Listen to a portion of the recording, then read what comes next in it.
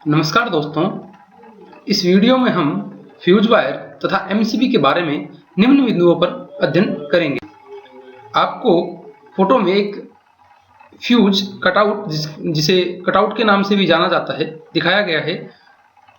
इस इमेज में आपको एक एमसीबी दिखाया गया है। हम निम्न बिंदुओं पर चर्चा करेंगे, जैसे फ्यूज वायर तथा एमसीबी क्या होते हैं, फ्यूज वायर तथा एमसीबी क्या काम आते हैं, फ्यूज वायर तथा एमसीबी किस सिद्धांत पे काम करते हैं, फ्यूज वायर तथा एमसीबी में कुछ खास अंतर। फ्यूज वायर और एमसीबी दोनों ही ऐसी इलेक्ट्रिकल डिवाइसेज है, या फिर कह सकते हैं कि विद्युतीय युक्तियां हैं, जो विद्युत परिपथ को निर्धारित विद्युत धारा से अधिक विद्युत धारा के बहने से बचाते हैं।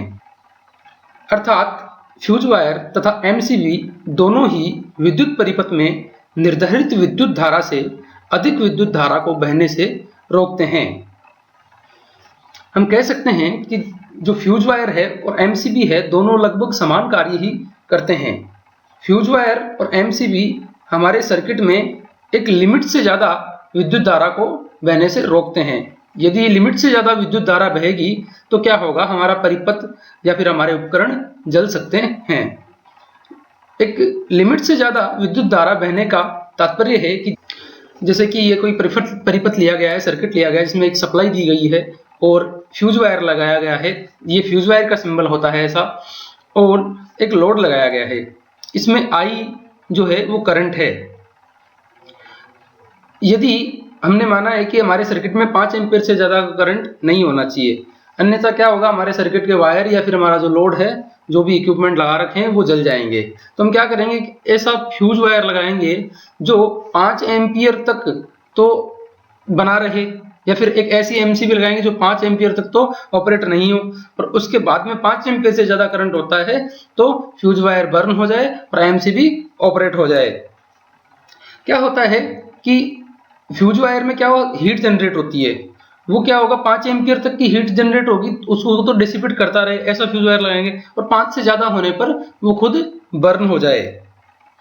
तो हम कह सकते हैं कि जो फ्यूज वायर है वो क्या होगा, जब अधिक करंट का फ्लो होगा, एक लिमिट से ज्यादा हमने लगाया है कि भाई इतना करंट तो इसमें से चला जाए तो कोई दिक्कत नहीं है, इससे ज्यादा जाए तो बर्न हो जाए, तो ये सर्किट से बर्न हो जाएगा और सर्किट में जो करंट है वो शून्य हो जाएगी। इस प्रकार से हमारा लोड और जो परिपथ है वो अधिक विद्युत धारा से बच जाएगा, जलने से बच जाएगा। ये फ्यूज है और जिसे कटआउट भी कहते हैं, और एक किटकेट फ्यूज है। कौन सा फ्यूज है, जो हम घरों में लगाते हैं, बेसिकली आपने कई बार देखा होगा, ये किटकेट फ्यूज के नाम से जाना जाता है। कई अन्य प्रकार के भी फ्यूज होते हैं, जैसे एचआरसी फ्यूज होते हैं, और काफी फ्यूज होते हैं, अलग अलग होते हैं। एकमात्र ये किटकेट फ्यूज ऐसा फ्यूज है जो रीवायरेबल है, मतलब कि इसका वायर जब जल जाता है तो इसको रीवायर कर सकते हैं, दोबारा से वायर डाल सकते हैं। बाकी ऐसे फ्यूज आते हैं जिनमें दोबारा से उनका उपयोग नहीं किया जा सकता, इसको रीवायर करके दोबारा से इसका उपयोग किया जा सकता है। और ये आपको फोटो में अलग अलग करंट के रेटिंग के अनुसार अलग अलग फ्यूज वायर दिखाए गए हैं, जैसे कि 2 एम्पीयर का है, 15 एम्पीयर का है, 80 एम्पीयर का है, 100 एम्पीयर का है। करंट रेटिंग के अनुसार जितना पतला तार है उसकी करंट रेटिंग उतनी ही कम होगी, उसकी क्षमता, धारा वहन क्षमता उतनी ही कम होगी, और जितना मोटा तार है उसकी धारा वहन क्षमता उतनी ही अधिक होगी, क्योंकि जो रेजिस्टेंस है, बाधा है किसी भी कंडक्टर में, वो इनवर्सली प्रोपोर्शनल होती है उसके एरिया के। अर्थात जो एरिया अगर ज्यादा है तो उस तार में बाधा कम होगी, तो करंट क्या होगा, ज्यादा होगा। तो करंट प्रोपोर्शनल टू एरिया होता है, क्रॉस सेक्शनल एरिया। आगे चलते हैं, इसमें आपको फ्यूज और फ्यूज वायर दिखाया गया है। जैसे कि ये फ्यूज है, इसके अंदर फ्यूज वायर लगा हुआ है, ये रीवायरेबल फ्यूज नहीं है। दूसरी साइड में हमारा किटकेट वाला फ्यूज दिखाया गया है, जिसमें एक फ्यूज वायर लगा हुआ है बीच में, तो ये रीवायरेबल होगा, दूसरा अगर जल जाने पर दूसरा वायर लगा देते हैं। नीचे भी एक फ्यूज दिखाया गया है। तो अलग अलग इक्विपमेंट्स में, जैसे इलेक्ट्रॉनिक्स वगैरह डिवाइसेज में ये 2 फ्यूज काम आते हैं। किटकेट फ्यूज हमारे घरों में या फिर किसी फैक्ट्री में वहां पे भी लगाए जाते हैं। तो अलग अलग टाइप के फ्यूज होते हैं। आगे दिखाए गए हैं फ्यूज के सिंबल। तो आईईसी स्टैंडर्ड के अनुसार फ्यूज का सिंबल कुछ ऐसा होता है, डायग्राम में दिख रहे हैं। तो मुख्यतया जो सबसे अधिकांशतः सिंबल काम में लिया जाता है वो है IEEE ANSI स्टैंडर्ड के अनुसार जो तीसरा सिंबल दिखाया गया है, ये फ्यूज का मुख्यतः सिंबल काम में लिया जाता है। आगे चलते हैं, तो आपको डायग्राम में एक MCB दिखाया गया है। ये MCB का पूरा नाम होता है miniature circuit breaker. Miniature circuit breaker मतलब ये छोटा सर्किट ब्रेकर होता है। MCB सर्किट ब्रेकर ही होता है, लेकिन एक मिनिएचर यानी छोटा सर्किट ब्रेकर होता है। ये स्वचालित होती है, ऑटोमेटिक चलती है। क्या होता है, देखो ये इसका इंटरनल डायग्राम दिखाया गया है, जिसमें कोई कोयल लगी हुई होती है, करंट फ्लो होता है तो उसका कोयल में चुंबकीय क्षेत्र उत्पन्न होता है, और एक लिमिट तक इतना ही चुंबकीय क्षेत्र उत्पन्न होता है कि ऑपरेट नहीं हो पाती है, लेकिन लिमिट से ज्यादा करंट बहेगा तो वो मैग्नेटिक फील्ड ज्यादा होगा, चुंबकीय क्षेत्र ज्यादा होगा, और हमारी जो इसमें प्लंजर है वो खिंच जाएगा और MCB डाउन हो जाएगी। तो आगे चलते हैं, ये डायग्राम है, आपने MCB का देखा। इसके आगे चलते हैं, तो MCB के कुछ सिंबल्स हैं। A वाला सिंबल है वो ऑन कंडीशन के लिए है, और B वाला सिंबल है वो ऑफ कंडीशन के लिए है। जो प्रिंसिपल ऑफ फ्यूज वायर का क्या प्रिंसिपल है, किस सिद्धांत पे फ्यूज वायर कार्य करता है। तो कहा जा सकता है कि fuse wire works upon the heating effect और thermal effect of the electricity. Fuse wire विद्युत के उष्मीय अथवा तापीय प्रभाव पर कार्य करता है। अब ये थर्मल इफेक्ट, हीटिंग इफेक्ट या उष्मीय प्रभाव या फिर तापीय प्रभाव बातें हैं कि, लेकिन होता क्या है, तो बताना चाहेंगे कि इलेक्ट्रिसिटी के 5 इफेक्ट होते हैं, विद्युत धारा के 5 प्रभाव होते हैं, जिनमें से एक है विद्युत धारा का उष्मीय प्रभाव या थर्मल इफेक्ट ऑफ इलेक्ट्रिसिटी या हीटिंग इफेक्ट ऑफ इलेक्ट्रिसिटी। इसमें क्या होता है कि जब भी, ऐसा कहा जाता है कि जब भी किसी भी तार में कोई धारा का प्रवाह होगा, करंट फ्लो होगी, किसी भी तार में करंट फ्लो होगी, तो उस तार में हीट जनरेट होगी। अर्थात जब भी धारा का प्रवाह होगा तो उस तार में ऊष्मा उत्पन्न होगी। तो ऊष्मा उत्पन्न होने पर क्या होता है, तार गर्म होगा, और अगर तार का क्रॉस सेक्शनल एरिया कुछ है और तो वो कुछ लिमिट तक क्या करेगा कि जितनी ऊष्मा उत्पन्न होगी और उतनी ऊष्मा को वो बाहर निकालता रहे, तो क्या होगा, हमारा तार सुरक्षित रहेगा। जो भी तार है, फ्यूज वायर है, वो ऐसा भी तार हो। लेकिन जब बाहर निकाली गई ऊष्मा कम होगी और उत्पन्न ऊष्मा का मान क्या होगा, ज्यादा होगा, हीट जनरेटेड ज्यादा होगी और डेसिपेटेड हीट कम होगी, तो इस कंडीशन में क्या होगा, कुछ देर बाद में कंटिन्यूअसली जो वायर है उसका तापमान बढ़ेगा, टेम्परेचर बढ़ेगा, और बढ़ते बढ़ते एक मेल्टिंग पॉइंट पे पहुंच जाएगा और वहां जाके तार पिघल जाएगा। तो हमारा फ्यूज वायर भी कुछ ऐसे ही काम करता है। ऊष्मीय सिद्धांत पर क्या होता है, ऊष्मा उत्पन्न होती है और जितनी ऊष्मा को अगर बाहर निकालता रहे, जनरेट हो रही है उतनी बाहर निकालता रहे तो सुरक्षित रहता है, और जनरेट हो रही है, ज्यादा हो रही है और बाहर कम निकाल रहा है, डेसिपेट कम कर रहा है, तो क्या होगा, टेम्परेचर बढ़ेगा और फ्यूज वायर मेल्टिंग पॉइंट पर पहुंचकर जल जाएगा। आगे चलते हैं, प्रिंसिपल ऑफ MCB। तो MCB का क्या प्रिंसिपल होता है, मिनिएचर सर्किट ब्रेकर का क्या प्रिंसिपल होता है, किस प्रिंसिपल पर MCB काम करती है, किस सिद्धांत पे कार्य करती है। तो इलेक्ट्रोमैग्नेटिक इफेक्ट ऑफ इलेक्ट्रिसिटी, जिसे विद्युत चुंबकीय प्रभाव कहा जाता है, धारा का विद्युत चुंबकीय प्रभाव। इसमें क्या होता है कि एक प्रभाव ये है, हमने बताया था ऊष्मीय प्रभाव, एक है चुंबकीय प्रभाव, रासायनिक प्रभाव भी होता है, किरण प्रभाव भी होता है, और आयनीकरण प्रभाव, आयोनाइजेशन इफेक्ट भी होता है। तो चुंबकीय प्रभाव क्या है ये आपको बता दें। जब भी, ऐसा भी एक नियम है कि जब भी किसी भी तार में कोई विद्युत धारा का प्रवाह होता है, विद्युत धारा का प्रवाह होता है अर्थात करंट का फ्लो होता है, तो उस तार के चारों तरफ एक चुंबकीय क्षेत्र उत्पन्न होता है। इसे ही विद्युत का चुंबकीय प्रभाव कहा जाता है, या फिर इलेक्ट्रोमैग्नेटिक इफेक्ट ऑफ इलेक्ट्रिसिटी। तो विद्युत चुंबकीय प्रभाव हो गया। ये क्या होता है MCB में, MCB में एक कोयल लगी हुई होती है, तार की गोल गोल संरचना में भी एक तार लगा होता है जिसे कोयल कहा जाता है। उस कोयल में क्या होता है कि जब करंट फ्लो हो रहा होता है, जैसे मान लो कि हमने 15 एम्पियर का MCB लगा रखा है और भी करंट फ्लो हो रहा है 10 एम्पियर, तो हमारा MCB ट्रिप नहीं होना चाहिए, 15 से ज्यादा होगा तो भी होना चाहिए, क्योंकि 15 एम्पियर का लगा रखा है। तो 10 एम्पियर तक उसमें भी चुंबकीय क्षेत्र तो उत्पन्न हो रहा है, लेकिन वो क्या हो रहा है, कम हो रहा है। और हमने प्लंजर इस क्षमता का लगा रखा है कि वो 10 एम्पियर से जितना 10 एम्पियर या 15 एम्पियर तक जितना भी चुंबकीय क्षेत्र उत्पन्न हो उससे वो नहीं अट्रैक्ट कर पाए, नहीं खींच पाए। लेकिन इतनी ही क्षमता का लगा रखा है कि यदि 15 एम्पियर से ज्यादा करंट फ्लो हो तो उससे जो चुंबकीय क्षेत्र बने वो उसको खींचने में सक्षम रहे और प्लंजर गिर जाए, जिससे क्या होगा, MCB डाउन हो जाएगी। तो इसी प्रकार से चुंबकीय सिद्धांत पर हमारा MCB करता है। आगे चलते हैं, कुछ खास बिंदु हैं जो हम जानेंगे मुख्य बिंदु, फ्यूज वायर तथा एमसीबी दोनों ही लाइव वायर में लगे होने चाहिए, अर्थात फ्यूज वायर तथा एमसीबी दोनों को फेज में लगाना चाहिए। कौन से वायर में? फेज में। अगर डीसी की बात करें तो फ्यूज वायर दोनों वायर में लगा होता है, पॉजिटिव और नेगेटिव। डीसी में फेज नहीं होते हैं, केवल धनात्मक और ऋणात्मक सिरे होते हैं। अगले पॉइंट है, फ्यूज वायर तथा एमसीबी दोनों ही ऑटोमेटिक ऑपरेट होते हैं। ऐसा है कि फ्यूज वायर है वो देख लो सर्किट में हमें कुछ नहीं करना पड़ता, अगर करंट ज्यादा है तो ऑटोमेटिकली बर्न हो जाता है। एमसीबी है वो भी क्या होता है, करंट ज्यादा होती है तो ऑटोमेटिक ट्रिप हो जाती है, ट्रिप होना यानी डाउन चले जाना। लेकिन एमसीबी को हम मैन्युअली भी ऑपरेट कर सकते हैं, मतलब कि हम हाथ से भी हस्तचालित से ऑपरेट कर सकते हैं। अगर कभी कभार हमें सप्लाई को बंद करना होता है तो हम जाकर एमसीबी को डाउन कर देते हैं। तो कह सकते हैं कि फ्यूज वायर और एमसीबी दोनों है ना वो ऑटोमेटिक ऑपरेट होते हैं, लेकिन एमसीबी को मैन्युअली भी ऑपरेट किया जा सकता है। फ्यूज वायर को मैन्युअली ऑपरेट नहीं कर सकता, ऐसे नहीं कि जला दिया, उसको निकाला जा सकता है किट फ्यूज की अवस्था में ओनली। ठीक है, तो आगे चलते हैं।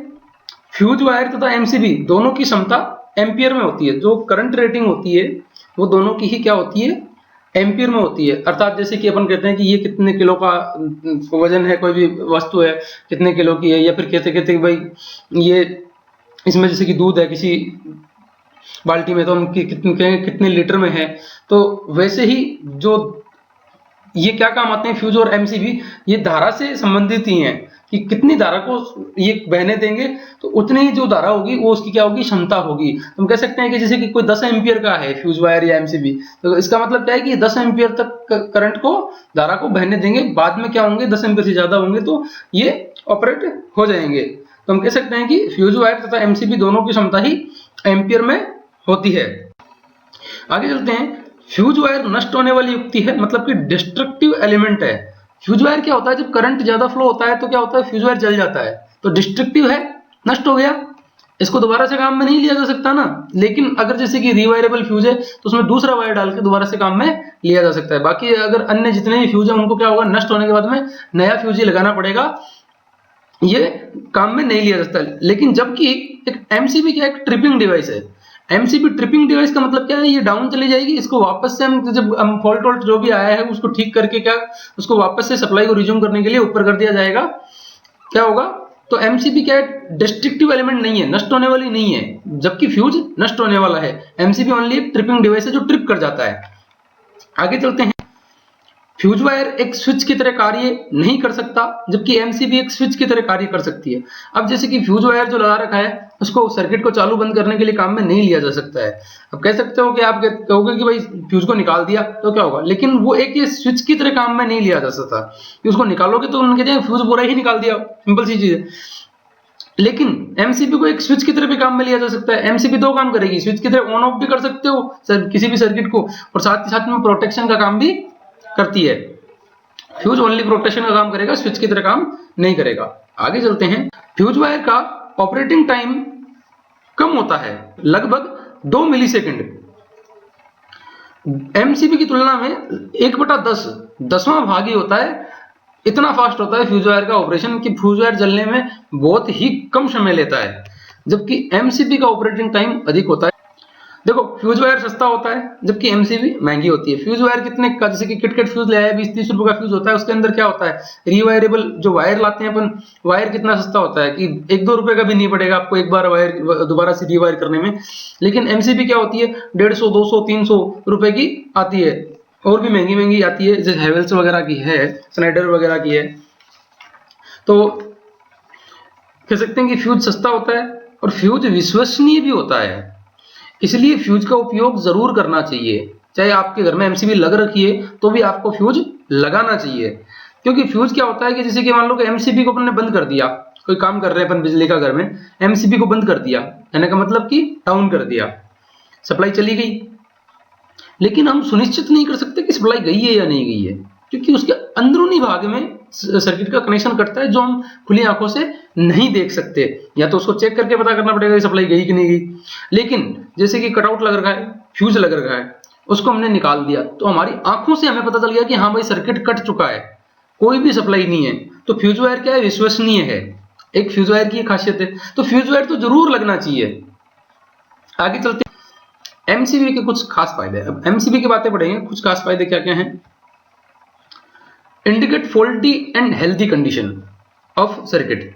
इसका मतलब है कि ये जो एमसीबी है वो सर्किट की दोनों कंडीशन बताती है कि सर्किट फॉल्टी है या फिर हेल्दी है, मतलब सही है या फिर सर्किट में कहीं गड़बड़ है। कैसे बताएगा कि अगर जैसे कि ऊपर चल रहा है ऑटोमेटिकली एमसीबी रनिंग कंडीशन में है तो वो क्या बताएगी कि भाई उसको देख के ही पता लगाया जा सकता है कि हाँ भाई सर्किट ओके है, चल रहा है। लेकिन जब एमसीबी गिर गया है तो इसका मतलब क्या है कि अभी फॉल्ट इसमें आया है कहीं ना कहीं, तो इसलिए एमसीबी गिर गया है। बल्कि फ्यूज को डायरेक्ट कटआउट को देख के पता नहीं किया जा सकता कि इसमें फॉल्ट आया है फिर हेल्दी कंडीशन में सर्किट चल रहा है। चेक करके ही पता करना पड़ेगा उसको निकाल के ही कि भाई फ्यूज गया है, उड़ गया है तो क्या होगा कि फॉल्टी कंडीशन है, अदरवाइज हेल्दी कंडीशन में सर्किट चल रहा है। आगे चलते हैं, इजी रिज्यूम ऑफ सप्लाई। अब देखो एमसीबी को ट्रिप कर गया, फॉल्ट सही कर दिया अपन ने, उसके बाद में वापस चालू करना कितना आसान होता है, जस्ट ऊपर किया और एमसीबी ऑन हो जाएगी, सप्लाई चालू हो जाएगी। लेकिन फ्यूज वायर में ऐसा नहीं है, फ्यूज में ऐसा नहीं है कि फ्यूज को निकालो, अगर रिवायरेबल फ्यूज है तो उसको रिवायर करो और फिर लगाओ, तो थोड़ा सा मुश्किल होता है फ्यूज को लगाना। बल्कि एमसीबी को वापस चालू करना काफी आसान होता है। अगला पॉइंट है handling of MCB is easier. तो यही हमने बताया कि हैंडलिंग भी आसान है, कि जैसे कि देखा जाए कि एक एमसीबी है वो फ्यूज की तुलना में उसको चालू बंद करना आसान रहता है। Handling of MCB is easier in compare to fuse wire. Fuse MCB is electrically safer MCB is electrically safer in compare to fuse. इसका मतलब क्या है, इलेक्ट्रिकली सेफ है ये। कैसे एमसीबी सेफ कैसे है फ्यूज से ज्यादा, कि अगर उसको बंद चालू करते हैं एमसीबी को तो हमारा कहीं पे भी लाइव पार्ट है, कोई भी करंट आने वाला भाग उसमें हाथ लगने की कोई भी संभावना नहीं होती है। लेकिन फ्यूज को निकालने और लगाते समय हमारा लाइव भाग से संपर्क में आने की संभावनाएं बनी रहती है। उसको लगाना और निकालना बहुत ही कठिन कार्य है कि कहीं हमारा हाथ किसी लाइव भाग जिसमें करंट आ रहा हो उससे टच ना हो जाए। तो इसलिए एमसीबी क्या है, इलेक्ट्रिकली सेफर है in compare to fuse. Next point पे चलते हैं कि फ्यूज और एमसीबी कहां लगाए जाने चाहिए। कि अब जैसे कि बात करते हैं कि फ्यूज और एमसीबी कहां लगाए जाने चाहिए, तो हमारा जो एनर्जी मीटर लगा होता है घरों में, एनर्जी मीटर के जस्ट बाद में सीधे फ्यूज वायर लगाना चाहिए। जैसे कि इस डायग्राम में दिखाया गया, सीधे फ्यूज कब लगाना चाहिए कि एनर्जी मीटर से जो सप्लाई निकली है, निकलते ही उसमें सबसे पहले तो फ्यूज लगा दो। दोनों वायर में लगा रखा है इसमें अपने, फेज और न्यूट्रल में। एक में भी लगा सकते हो चाहो तो, दोनों में भी लगा सकते हो। एक में लगाओगे तो कौन सा में लगाओगे, ओनली फेज वायर में लगाओगे, लाइन वायर में, लाइव वायर में, न्यूट्रल में लगाने की कोई जरूरत नहीं है। अगर लेकिन आप दोनों वायर को कभी काटना चाहते हो, न्यूट्रल और फेज को, तो आप दो भी लगा सकते हो, दो ज्यादा उचित रहेगा। आगे चलते हैं, तो फ्यूज के जस्ट बाद में क्या लगाना चाहिए, एमसीबी। एमसीबी पहले नहीं, पहले फ्यूज। एनर्जी मीटर के बाद में फ्यूज और फ्यूज के बाद में एमसीबी। और एमसीबी से जब सप्लाई निकलती है तो उसी सप्लाई को आगे फिर ले जाना चाहिए। कह सकते हैं कि एनर्जी मीटर के बाद में फ्यूज और फ्यूज के बाद में एमसीबी जरूर लगना चाहिए, और उसी के बाद में हमको सप्लाई आगे भेजनी चाहिए। अगली वीडियो में हम एक ELCB earth leakage circuit breaker और RCCB residual current circuit breaker, दोनों एक ही बात है, इसके बारे में एक वीडियो बनाएंगे। ये बहुत ही अच्छा एक डिवाइस है, एमसीबी की तरह ही होता है, सर्किट ब्रेकर ही होता है, लेकिन ये इतना श्योरिटी देता है कि आपको अगर छोटा मोटा भी करंट का झटका लगा तो उससे पहले तो ये ट्रिप कर जाएगा। एमसीबी तो क्या होता है, जैसे कि 15 एम्पियर का एमसीबी लगाया तो 15 एम्पियर का जब तक करंट फ्लो नहीं होगा तब तक एमसीबी ट्रिप नहीं करेगा, फ्यूज भी नहीं करेगा। लेकिन ELCB earth leakage circuit breaker या RCCB residual current circuit breaker, अगर आपको थोड़ा सा झटका भी लगा, milliampere, 30 milliampere, 40 milliampere, 1 ampere भी नहीं, 1 एम्पियर तो बहुत ज्यादा है, सीधा ट्रिप कर जाएगा और आपकी जान तक बचा सकता है। कौन, ईएलसीबी। तो ईएलसीबी काफी महंगा आता है, 1500, 2000, 3000 का आता है, लेकिन हम कह सकते हैं कि अर्थिंग वगैरह कुछ करने की जरूरत ही नहीं पड़ेगी, अर्थिंग तो एक्स्ट्रा हो जाएगी अगर ईएलसीबी लगा रखा है तो ईएलसीबी बहुत इंपॉर्टेंट है। कहीं आप चिपक भी जाओ घर में तो मतलब रेयर पॉसिबिलिटी है कि आपकी जान को खतरा होगा। चिपकते ही क्या होगा, हैंड टू हैंड ट्रिप कर जाएगी ELCB. MCB hand to hand trip नहीं करती है। तो अगला वीडियो हम ईएलसीबी पे लेके आएंगे। एक बात और बता दें इसमें कि अधिक करंट के कारण क्या क्या हो सकते हैं कि फ्यूज वायर है और एमसीबी है, अधिक करंट पे ऑपरेट होता है, जैसे कि 15 एम्पीयर का अपने लगा रखा है और 15 एम्पीयर का एमसीबी फ्यूज लगा रखा है और ये 15 एम्पीयर से अधिक करंट पे ऑपरेट करेंगे। तो क्या कारण हो सकते हैं? या तो अपने लोड ज्यादा कनेक्ट कर दिया, ओवरलोडिंग, करंट ज्यादा हो जाएगा लोड बढ़ने पर, या फिर कहीं सर्किट में शॉर्ट सर्किट आ गया, दो तार आपस में न्यूट्रल और फेज भिड़ गए हों। कहने का मतलब क्या होगा, ग्रेजुअली करंट बढ़ेगा बहुत तेजी से। तो दो कंडीशन में क्या हो सकता है कि एक तो ओवरलोडिंग में और एक शॉर्ट सर्किट के कंडीशन में करंट बढ़ सकता है। बढ़ता है तो उस टाइम पे क्या होगा, हमारा फ्यूज या एमसीबी सर्किट को जलने से बचाएगा, अधिक करंट से बचाएगा। अधिक करंट होगा तो सर्किट, अधिक करंट होगा तो उसमें जनरेट होगी, हीट जनरेट होगी, और हीट जनरेट होगी तो जितनी जनरेट हो रही है उतनी निकल नहीं पाएगी, तो क्या होगा, सर्किट का टेम्परेचर बढ़ के सर्किट जल जाएगा अगर फ्यूज वगैरह नहीं लगे होंगे तो। लेकिन उससे पहले क्या होगा, अगर सर्किट में फ्यूज लगा हुआ है, एमसीबी लगा हुआ है, तो ये दोनों ऑपरेट कर जाएंगे, फ्यूज या एमसीबी, और हमारा सर्किट सेफ रहेगा।